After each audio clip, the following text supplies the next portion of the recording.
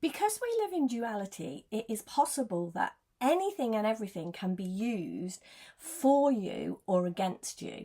And one of the things that I have really seen is it's incredibly helpful for us to learn to use everything for ourselves and not against ourselves.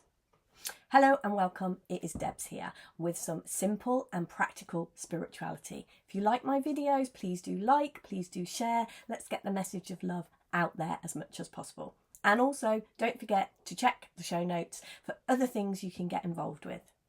So I wanted to share today, someone asked me a question. If I was going to say one thing to them, what would that one thing be? And then we got into a conversation about it, and absolutely I can boil it down to one thing. But I know there are 10 things that I wish I had known at the beginning of my journey that I could have just kept coming back to, looking at and seeing, checking in, I guess, with myself about these 10 things. So I'm going to share those 10 things today in this video. 10 things I really, really wish I'd known at the beginning of my spiritual journey, or nearer the beginning of my spiritual journey. And I'm going to do them backwards. I'm going to start with 10 and come up to number 1. So the 10th thing that I really, really wish I had known, and I think, like with all of these things, somewhere inside me I did, and that was never give up. You are going, this is the direction that you're going in is amazing. Never give up, never stop. Take a breath if you need to, take a rest if you need to, have time out if you need to, but stay in this direction. Maybe don't overdo it, maybe don't overindulge in some of these things, but keep gently going in this direction. Keep looking in this direction. Never, ever give up. Take what you need, but never give up. Number 9. I see so many people fighting with what is. And oh my gosh, did I do that for the longest amount of time. Fought with how life was, fought with how the world was, fought with how things were out here. And what I see is incredibly helpful. When we fight something, we actually keep it in place. So surrender to what is in life. Surrender to the flow of life. Life is like a river. It flows. When we try to go against that flow, the only thing we do is cause ourselves a lot of heartache, a lot of hard work.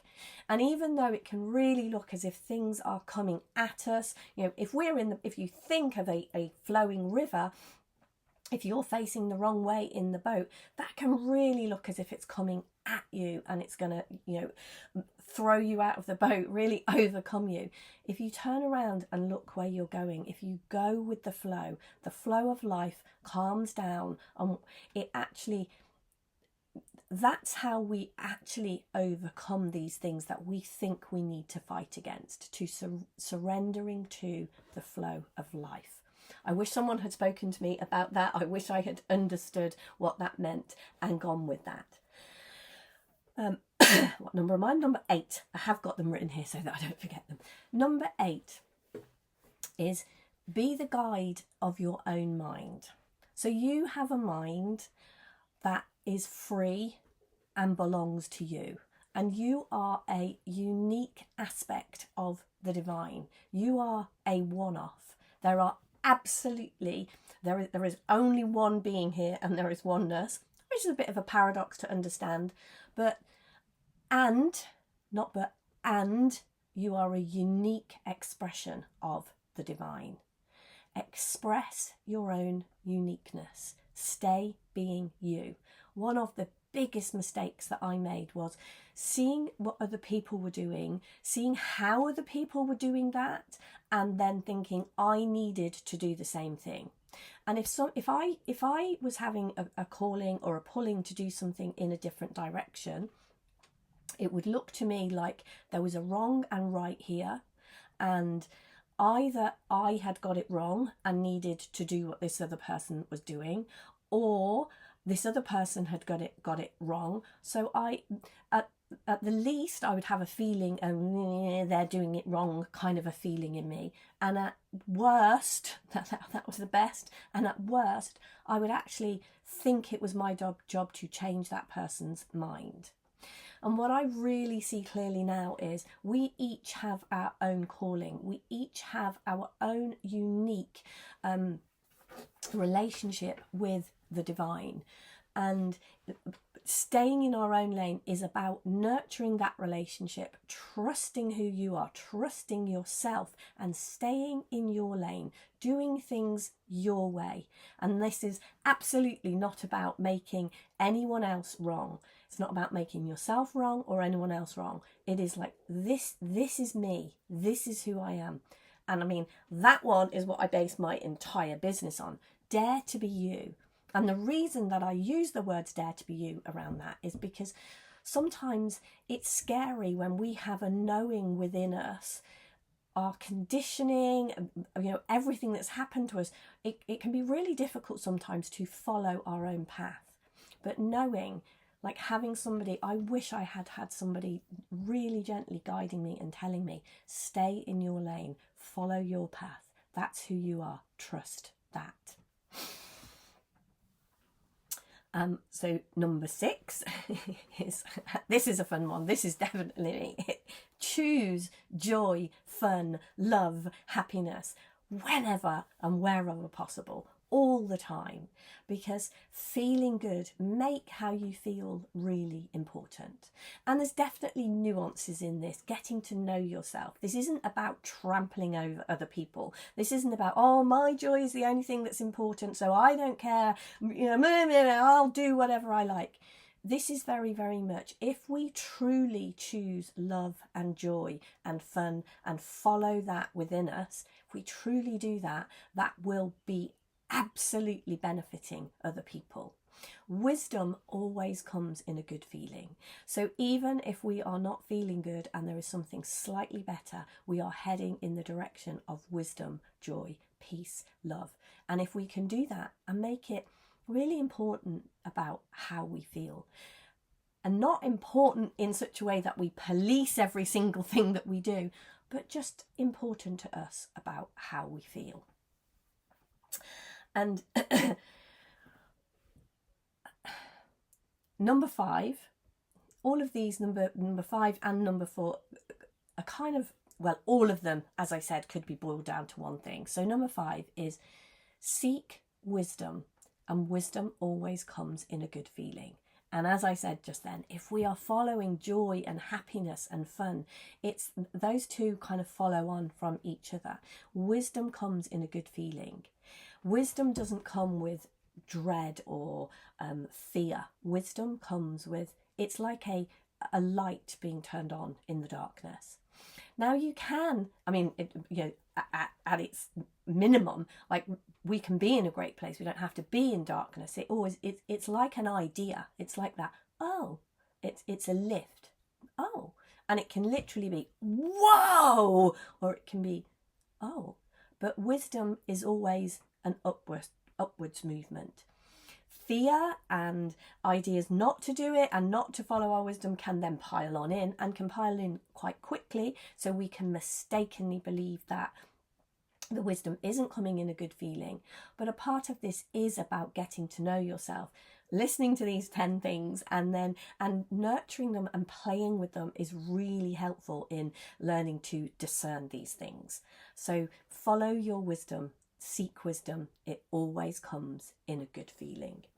And then use everything for yourself, not against yourself.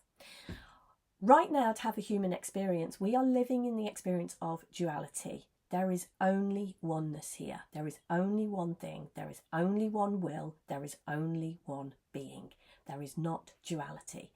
But to have a human, keep using that word but instead of and to have a human experience, we create the experience of duality. So whilst we are here, we are going to see polarity.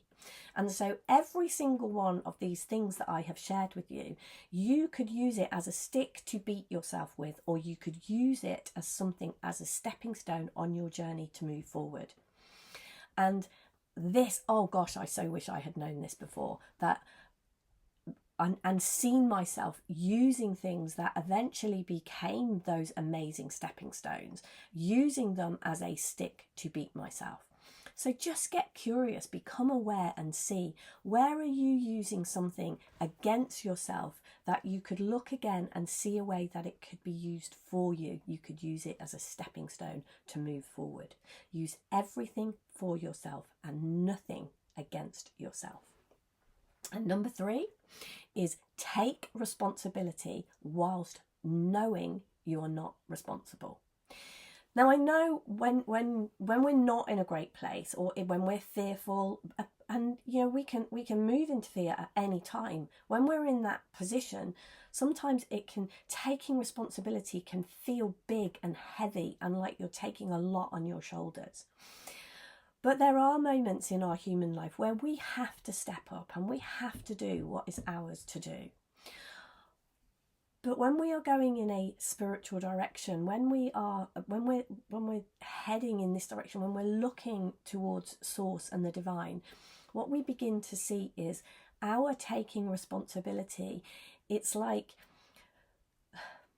the greater part of us, the divine within us, when we take it, when we say, okay, I'm prepared to look at that and see that. I don't want to be a victim anymore. I want to see how I am responsible for this. Across the board, in any ways, however that shows up, the minute we are prepared to take responsibility for something, it's like that burden is lifted off our shoulders. The greater part of us carries it. So we can take responsibility. We don't have to hold back through fear and anger, misunderstanding, any of these things, hold back with things that we are responsible for, because we can know that ultimately we are not responsible. That's not what's going on here. We're not responsible in that fearful, terrifying way. So we can take responsibility knowing that this smaller part of ourselves absolutely is not responsible. And the greater part of who we are is going to take the heavy lifting of that if we are simply prepared to do our bit, show up and take responsibility. So take responsibility whilst knowing that you are not responsible. And number 2 is practice forgiveness, gratitude, and above all, love. One of the things that I have really learned through my life, when I was not doing great, and my journey since I have turned my life around, is the power of love. Love is all there is. Love is the source of all things. Love is the one power. And love is so powerful, and we are so powerful if we go back to the fact that we live in duality and we can use things against ourselves. We can even use love against ourselves. But in this context, if we practice the truth of love, if we sit in that feeling, if we look in that direction, any of those things, what happens is that forgiveness and gratitude, these are aspects of love, if you like. And so once we have a practice of coming back to love, sitting a moment, it might be a meditation, it might be a walk in nature, it can be anything.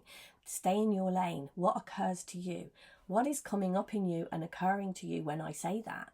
Are you using it against you, or are you seeing a way that you can move into and practice forgiveness, gratitude, and love for yourself and for others? Love is the most powerful energy there is. It has the energy to heal, the energy. There is nothing that love can't make right, if you like. So practicing love is so powerful. And I am going to make a video expanding on that one, because there is so much to say, and yet in one sense nothing to say about that. So the number one thing, which all of these, I mean, each one of them I see can be, each one of them hold all of them. But number 1 is trust in the power of source energy, God, the divine, a higher power of your own understanding, whatever it is that in your spiritual journey you are being pulled towards. Love, trust in that. Absolutely trust in that. You can trust in that. And the more that you realize that, one of the things that has made sense to me that I see is I practice the presence of God. And it's not a doing as such, it's a being, it's who I am, it's where I come back to. And all of these, they start off maybe as, like lots of things do, they start off as maybe clunky and something we do, but they are things to incorporate, to embody, to become who you are, because that's what a spiritual journey is. It is becoming more and more like the divine. We are made in the image of that which created us. And I love this analogy. I've shared it a couple of times recently. I really, really love it. The way that can make sense is, it's like if you think of a glove is made in the image of a hand. A glove on its own just sits there, does nothing. It has nothing. It's like something that is dead. A glove with a hand inside it can do anything that a hand can do. And when you actually stop and think what your hand can do, your hand is one of the most divine things ever created, what is possible for it. So a glove is made in the image of a hand. With a hand inside it, it is one of the most powerful things in the world. We are made in the image of our Creator. When we practice the presence, when we become aware of the presence of that Creator within us, we become the most amazing, the most powerful, loving, beautiful things that it is beyond imagination. If we use that against ourselves and practice being alone, practice being a lone human being here doing it all on our own, we become like a glove without a hand in it. We become pretty dead, pretty pointless.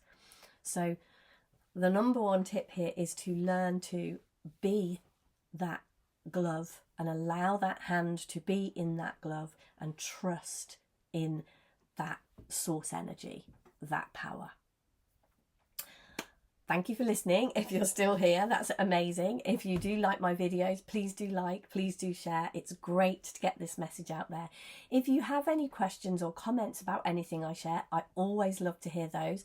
If you would like me to dive more deeply into any of those tips, I'm more than happy to do that. Do check out the show notes for other things that I'm up to. Take care, and I will see you in the next video. Bye for now.